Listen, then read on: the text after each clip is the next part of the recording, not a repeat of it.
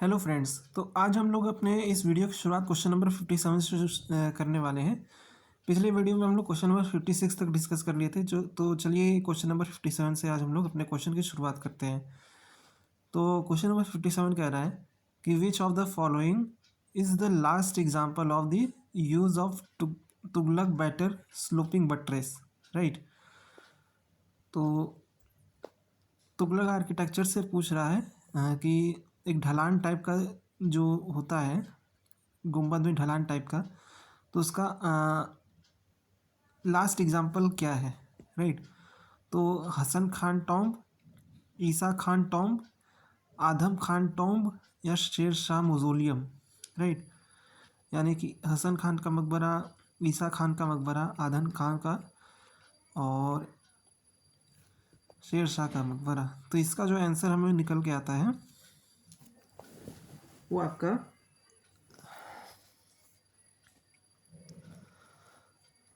जो है ईसा खान का मकबरा है। राइट।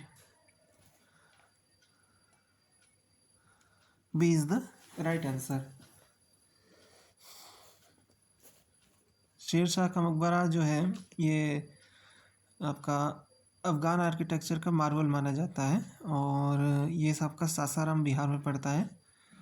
हसन खान का भी मकबरा भी आपका बिहार में पड़ता है। आदम खान का मकबरा आपका मालवा में पड़ता है और ईसा खान का फतेहपुर सीकरी में। अगले क्वेश्चन की तरफ हम बढ़ते हैं। कह रहा है कि Manucci says on arrival for embarkment at Surat you find plenty of money for it is the principle of trade novel of India to place their money on speculation for firangis country France, England, and even for Italy. Although the trade by the nobles was only a fraction of the total trade in the country, it did imply diverting a part of the resources siphoned off from agriculture into domestic and foreign trade. Right. तो क्या है? Both A and R are true, and R is the correct explanation of A. Both A and R are true, but R is not the correct explanation of A. A is true, R is false. A is false, but R is true. तो इस question का जो answer हमें निकल के आता है, इस क्वेश्चन का जो आंसर है वो आपका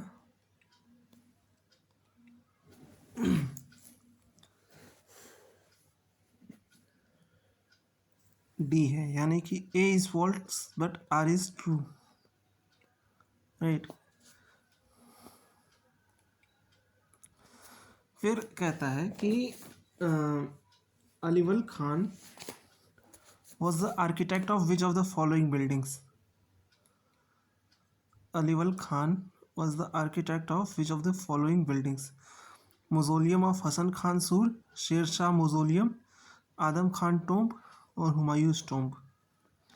तो काफ़ी फैक्चुअल क्वेश्चन है, इसका आंसर हुमायूं टोम्ब होगा। ठीक है। अलीवल Khan was the chief architect of, sorry, let me see the whole option. Okay. तो 1 and 2 only, 3 and 4 only, 1 and 3 only, and 2 and 4. Okay. तो अलीवल खान जो था बेसिकली वो आपका शेरशाह का मोजोलियम और हुमायूं टॉम्ब का मोजोलियम दोनों का आपका वो था, चीफ आर्किटेक्ट था। राइट। तो इस हिसाब से इस क्वेश्चन का जो आंसर हमारा हो जाता है वो आपका डी है।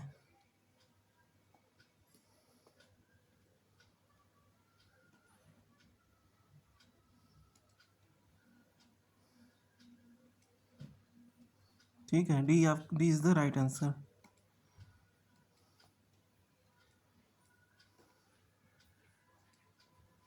ओके। अगला क्वेश्चन है,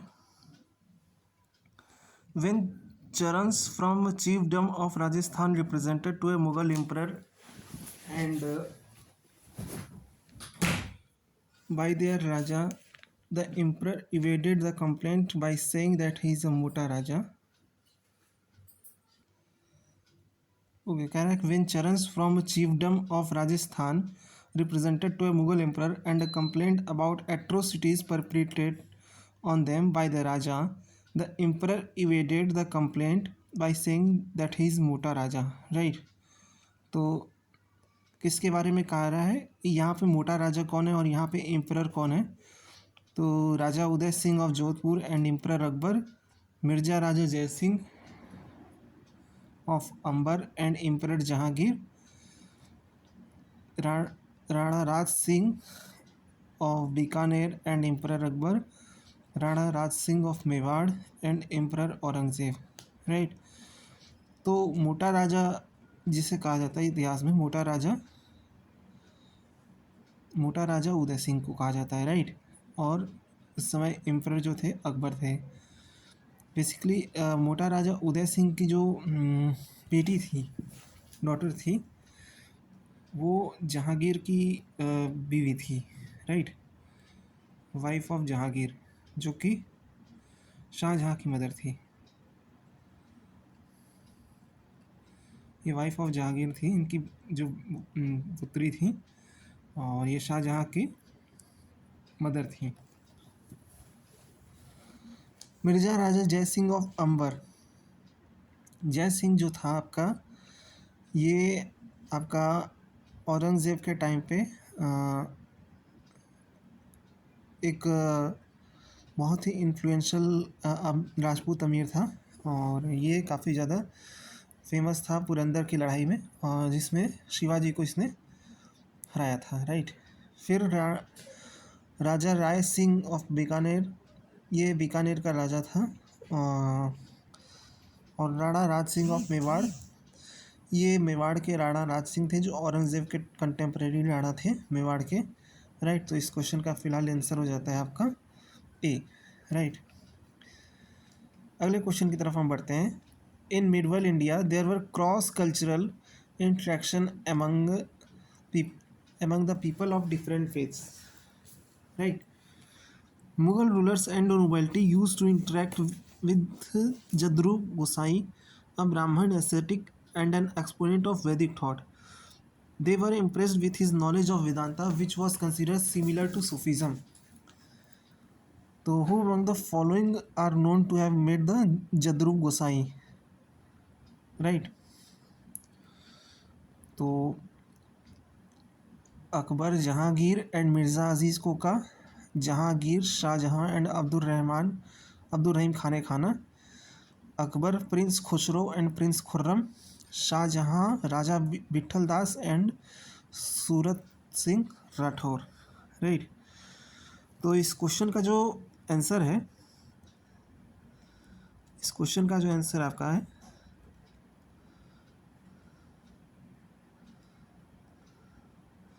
वो आपका ए है. अकबर, जहांगीर और मिर्ज़ा अजीज़ कोका.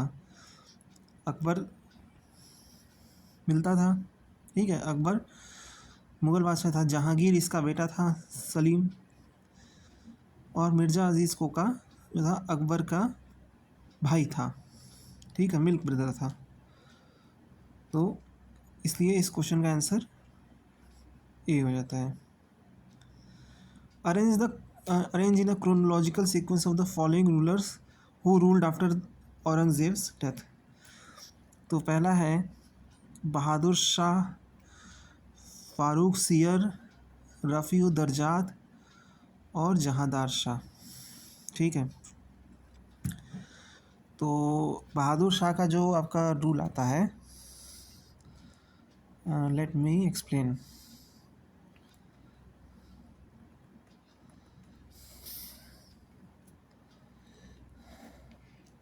ओके, सो बहादुर शाह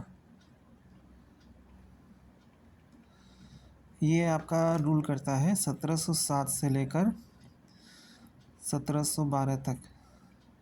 राइट? फिर इसके बाद इसका बेटा आता है जहांदार शाह.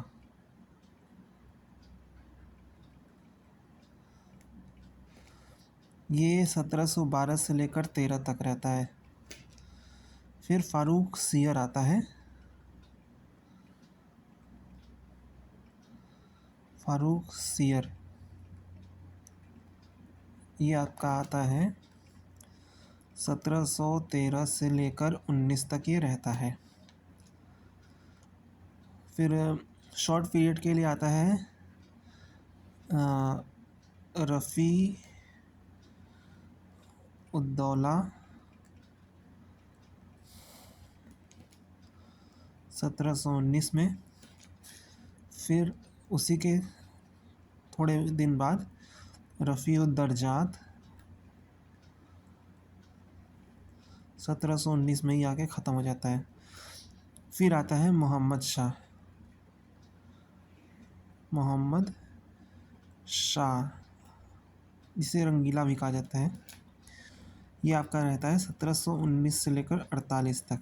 ठीक।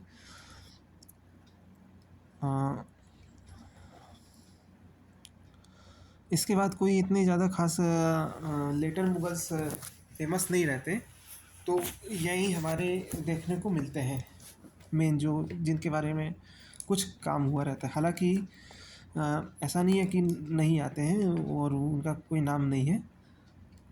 कहने को तो मैं कह सकता हूँ कि 1748 में फिर अहमद शाह आता है।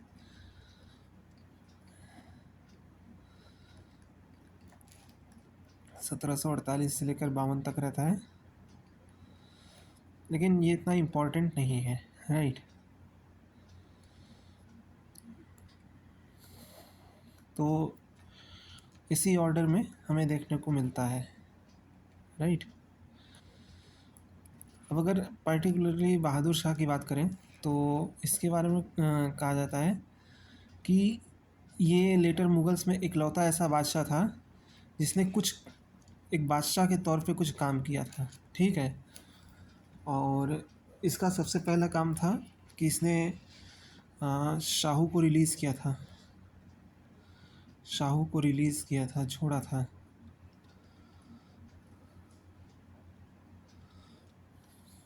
ठीक है।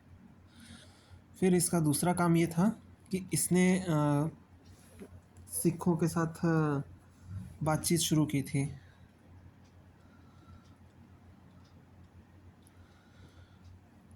और भी कई सारे राजाओं के साथ, और जितने भी उस समय के प्रिंसली स्टेट थे उससे बातचीत शुरू की थी इसने। ठीक है। जहांदार शाह के बारे में कहा जाता है कि ये जो है जुल्फ़िकार खान की मदद से बस आया था। जुल्फ़िकार खान की मदद से ये गद्दी पे आया था। ठीक।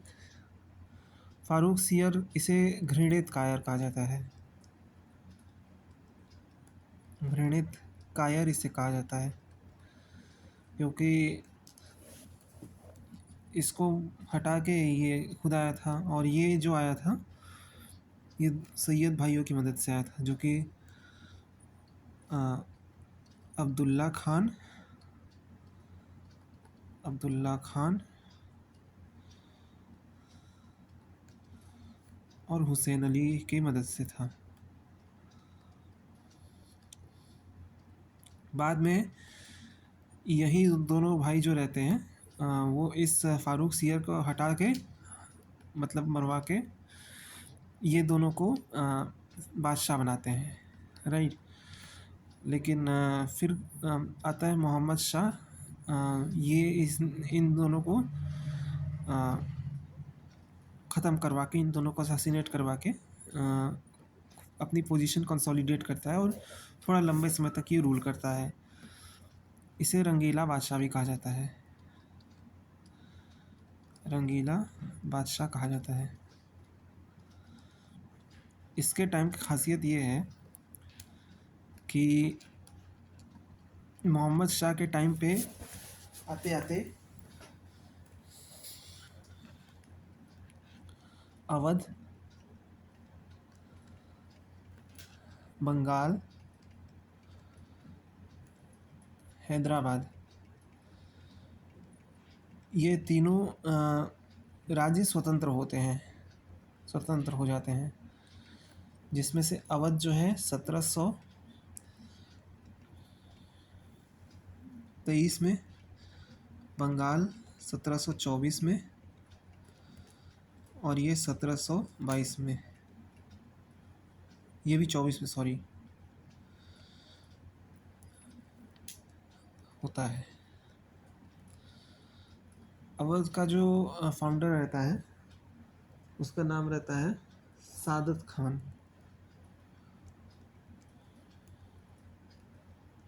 सादत खान ये एक ईरानी गुट का नेता रहता है, ठीक है, मुग़ल दरबार में।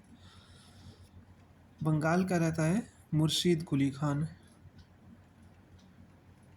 मुर्शीद कुली।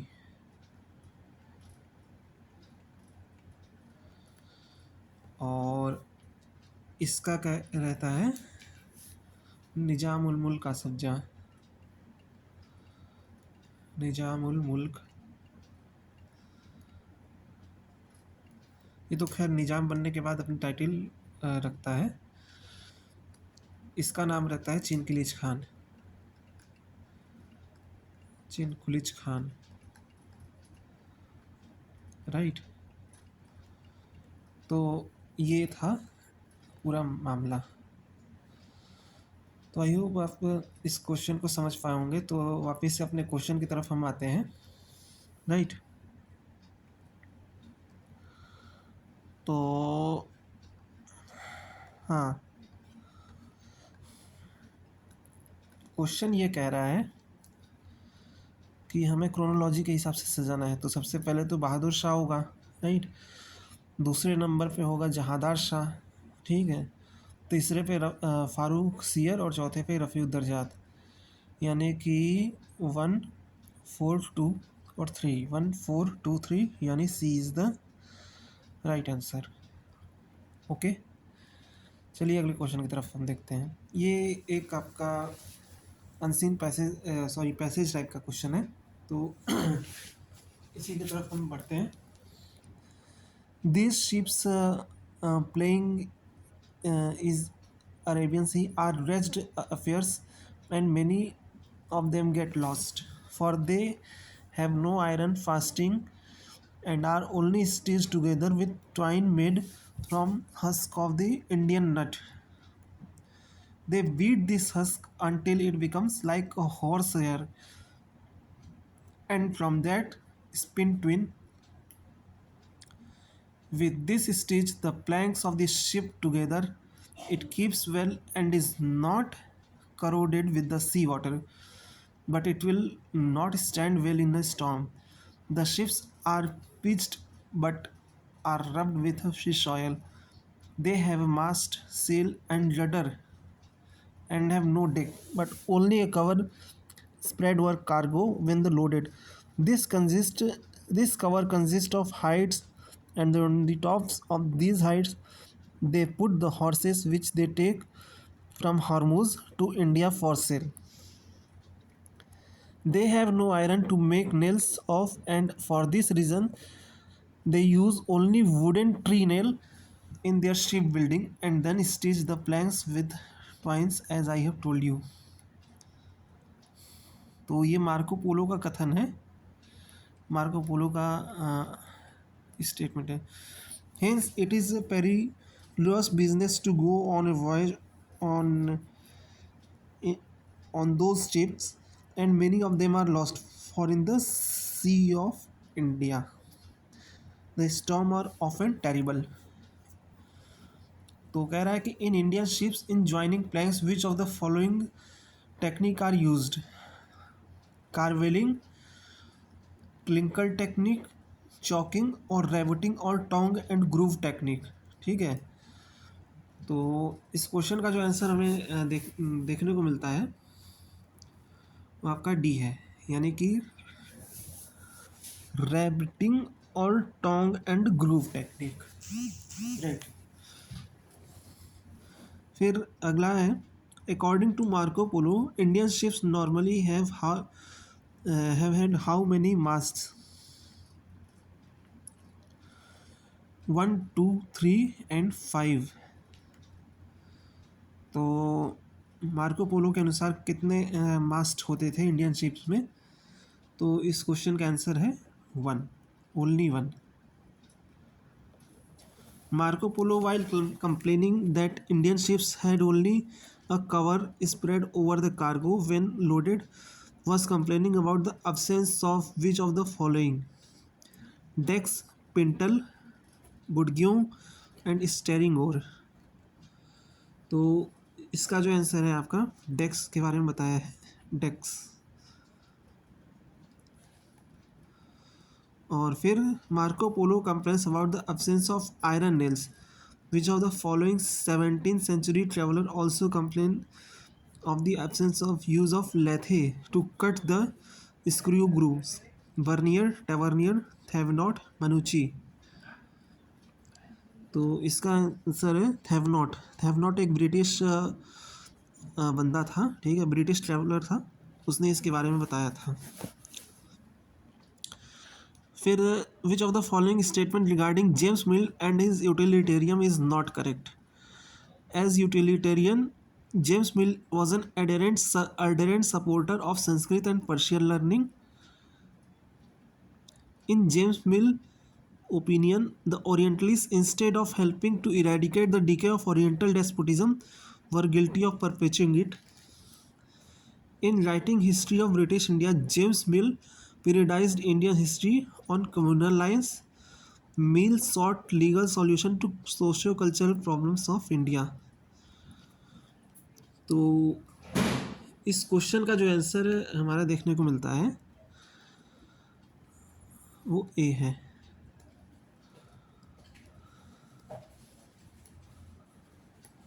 ए is the right answer, right. क्योंकि जेम्स मिल जो था वो एक यूटिलिटेरियन था, और एक यूटिलिटेरियन किसी भी सूरत में आपका ओरिएंटलिज्म और पर्शियन लर्निंग और संस्कृत लर्निंग को सपोर्ट नहीं करेगा, वो हमेशा वेस्टर्न एजुकेशन को प्रमोट करेगा। ठीक, ओके। नेक्स्ट क्वेश्चन की तरफ हम बढ़ते हैं। Okay, which one of the following regarding the Marxist school of Indian historiography is not correct? The foundation of this school, so far as the study of the national movement is concerned, were led by R.P. Datta, A.R. Desai, but several others developed it with over years. They tend to see national movement as a structured bourgeois movement. They interpret the class character of the national movement in terms of its form of struggle, its strategic retreats and compromises. They believed that access to financial resources did not determine the ability to influence the course and direction of national politics. ठीक, तो Marxist school of Indian historiography है और इसके बारे में क्या सही नहीं है, राइट। तो सबसे पहले Marxist school of Indian historiography के बारे में आपको जानना होगा कि आखिर होती क्या है ये, राइट।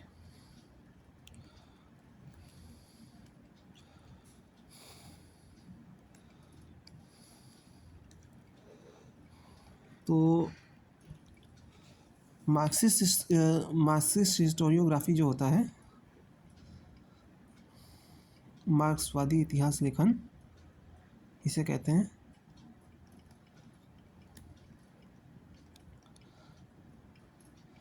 तो मार्क्सवादी इतिहास लेखन की सबसे ख़ास चीज़ ये होती है कि ये दो चीज़ों पे बेस्ड रहता है। एक होता है वर्ग संघर्ष यानी क्लास कॉन्फ्लिक्ट, और दूसरा है आपका इकोनॉमिक रिसोर्सेज पे, यानी आर्थिक संसाधन, आर्थिक संसाधन। ठीक, तो ये दो प्रमुख चीज़ें हैं, इसके अलावा और भी कई सारी चीज़ें हैं, लेकिन जो मार्क्सिस्ट हिस्टोरियोग्राफी होती है वो इन चीज़ों पे ज़्यादा फोकस रहती है। अब अगर हम बात करें मार्क्सिस्ट हिस्टोरियोग्राफी की, राइट, तो हमें कई सारे व्यक्ति देखने को मिलते हैं इससे रिगार्डिंग, जैसे R S Sharma,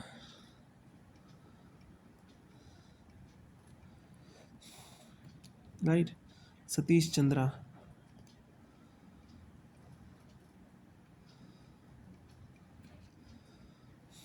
Irfan Habib,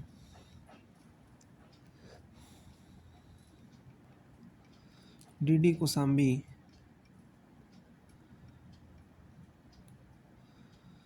right. तो ये सारे हमारे कुछ फेमस नाम देखने को हमें मिलते हैं, राइट। तो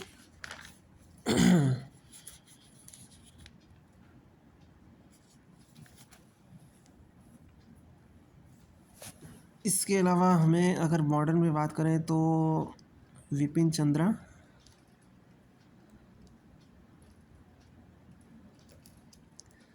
आरपी दत्ता और मृदुला मुखर्जी, ये कुछ प्रोमिनेंट मार्क्सिस्ट हिस्टोरियन है, राइट।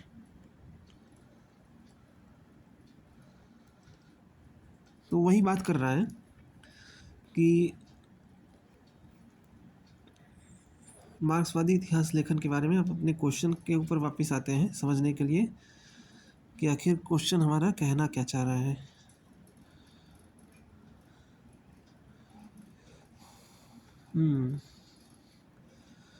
तो विच of the following statement regarding the Marxist school of Indian historiography is not correct, right, गलत है। The foundation of this school so for is the study of the national movement is concerned were led by R.P. Datta and A.R. Desai, but several other developed it over the years, बिल्कुल सही है। They tends to see national movement as a structural bourgeois movement, ये भी सही है। They interpret the class character of the international terms of its form of struggle in its strategic retreat and compromises, ये भी सही है। They believed that access to financial resources did not determine the ability to influence the course and direction of national politics, ये गलत है, ठीक है।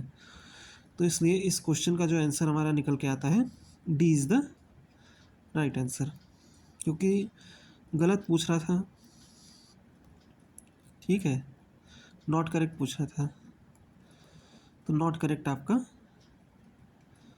D है। फिर उसके बाद फाउंडेशन है आपका, arrange the following political organisation in the chronological order, ठीक है। पहले है मद्रास महाजन सभा, पूना सार्वजनिक सभा, इंडियन एसोसिएशन और बॉम्बे प्रेसिडेंसी एसोसिएशन, राइट। तो इसका सही आंसर क्या है इसमें क्रोनोलॉजी के हिसाब से अगर देखा जाए तो क्या क्या बनता है, तो इसका जो सही आंसर हमारा निकल के आता है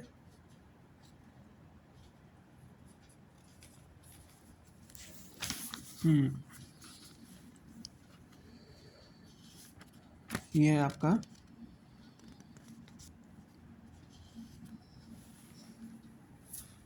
69 क्वेश्चन है ना, राइट। तो इसका है आपका 2, 3, 1 एंड 4 यानी सी इज द राइट आंसर, ठीक।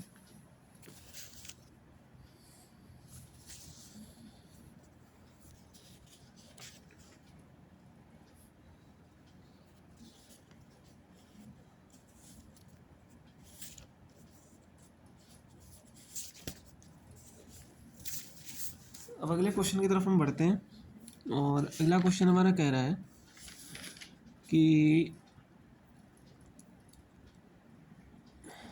Sorry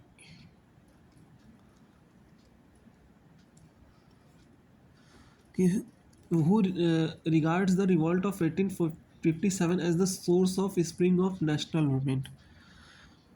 PC Joshi, PE Roberts, Percival Spear और सुमित सरकार। राइट तो रिवॉल्ट ऑफ 1857 जो था as a source of spring of national movement, तो नेशनल मूवमेंट का एक तरीके से एक सोर्स है, स्रोत है। और ये किसका मानना है? पीसी जोशी का, पी रॉबर्ट्स का, परसिवल स्पियर का, सुमित सरकार का। तो इस क्वेश्चन का जो आंसर हमें निकल के आता है वो आपका ए है, पीसी जोशी। ठीक है, तो चलिए इस वीडियो के लिए हम इतना ही रखते हैं। नेक्स्ट अगले क्वेश्चन से हम शुरुआत करेंगे नेक्स्ट वीडियो में 71 से। ठीक है, चलिए अपना ध्यान रखिए। Good bye.